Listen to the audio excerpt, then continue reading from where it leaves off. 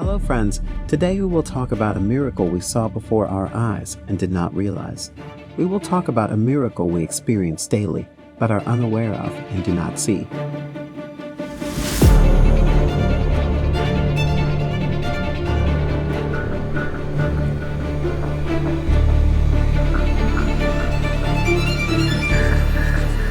There is a concept that we have talked about in our previous videos, the habituation and normalization of life and its contents. This habituation is such a big problem that people cannot give the necessary value to living beings and events. For example, the falling of rain, the emergence of delicious food from dry soil, the fact that the atmosphere, which has an air defense system, stops meteors weighing hundreds of tons every day, and the benefits of the sun, are all very great events, very great miracles. These are very critical events for our survival.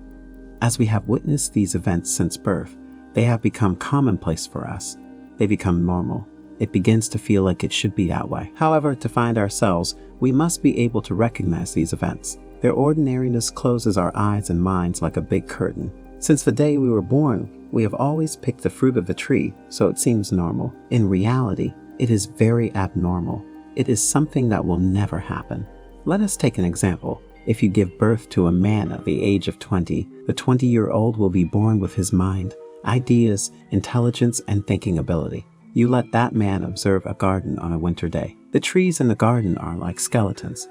They are also covered with a white blanket. Then you take this man back to the same garden on a summer day, in the most fertile season when the trees bear fruit. You said to this man, "Open your eyes." What would that man say when he opened his eyes and looked at them? Do not tell me that these fruits came from these trees. No one will believe that. Nevertheless, in reality, it is so. These fruits do not come from these trees. This is because there's an infinite distance between the fruit and the tree. No tree can take care of any fruit. That cannot be the reason. The eye errs, but the mind never errs. What do we say when we argue logically? We say, look, there are different flavors in these fruits. There is no science in the tree that can adjust flavors. These fruits have color. The tree has no eyes. These fruits contain useful vitamins and minerals tailored to the human body. The tree has no laboratory. The tree is not a drugstore that adds vitamins and minerals to the fruits with the finest precision. The tree does not recognize us. God wrote this huge tree's whole program in the fruit seeds. The knowledge of what the function of the roots is, how they photosynthesize, what their connection to the sun is, how they move through the soil with their roots, how they absorb the vitamins and minerals in the soil, process them, and turn them into fruit, was written by God in this seed. There is neither the knowledge nor the power to write this on the tree and do it. It is not in the tree.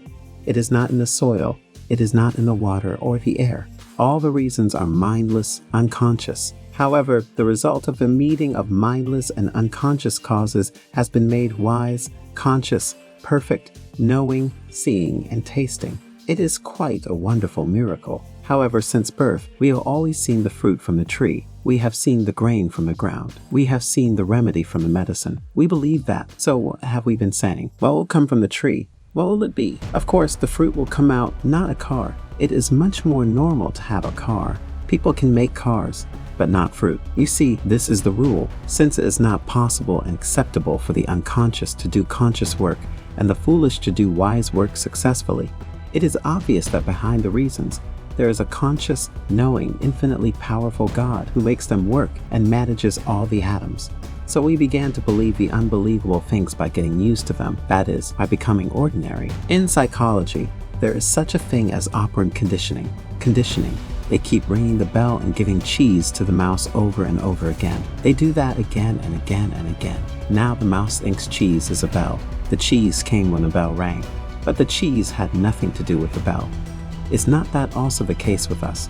The tree came out, blossomed, and then bore fruit. What did we say? With this tree comes the fruit. We said, the cloud has come, and the rain has come down. The rain usually comes from the cloud. We never thought about what a piece of wood and a fruit had to do with it. We have never thought about what the milk has to do with this cow. We never thought about the human being who made this cow because we thought that this stupid, unconscious cow could not produce this great milk. When huge professors get together, they cannot produce one drop of milk. Universities, some departments and studies deal with milk. In food engineering departments, some people study it in depth. Huge professors find a substance in milk, write a thesis, do research, and become professors.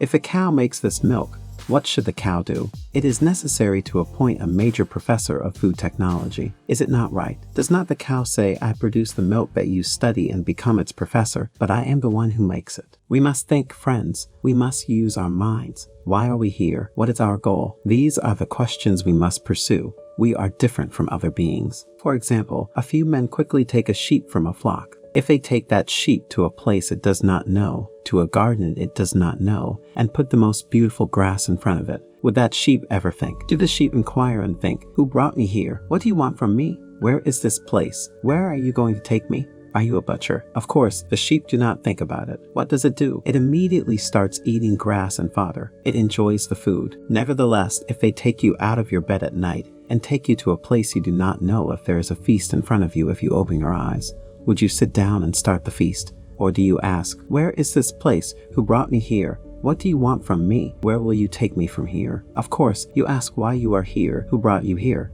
and what the purpose is. Were not we born the same way? We came quickly. We opened our eyes and saw that we had come to a foreign realm. There are thousands of tastes, foods, and sights. So where are we going to be? Sheep on the mountain or human? Who brought us into this world? Where will it take us from here? What does it want from us? And what did it create us for? Are we not supposed to ask these questions? Is not that our human duty, our creation nature? If left alone, man's creation, mind, heart, and soul will find the Creator. However, they do not leave people alone. We have just been talking about this, have we not? They take away one toy from humanity and give another. They take one and give another. We are being put to sleep with various entertainments. We do not even have time to think about what we came into the world to do. That is the current struggle. There is no denying that. There is nothing to think about right now. This is because those who deny God no longer have any branches to hold on to. We are like a ship that has lost its compass. Where should we go? We need to think about this. For example, suppose we take the bus and are asked where we are going. We say we do not know. They say where you are going to get off. We say we do not know. They ask where the bus is going, and we say we do not know. Then why did we get on this bus? What are our destination and purpose, and why are we here? When we pursue these questions, reflect and question, we can find ourselves and live according to the purpose of our creation.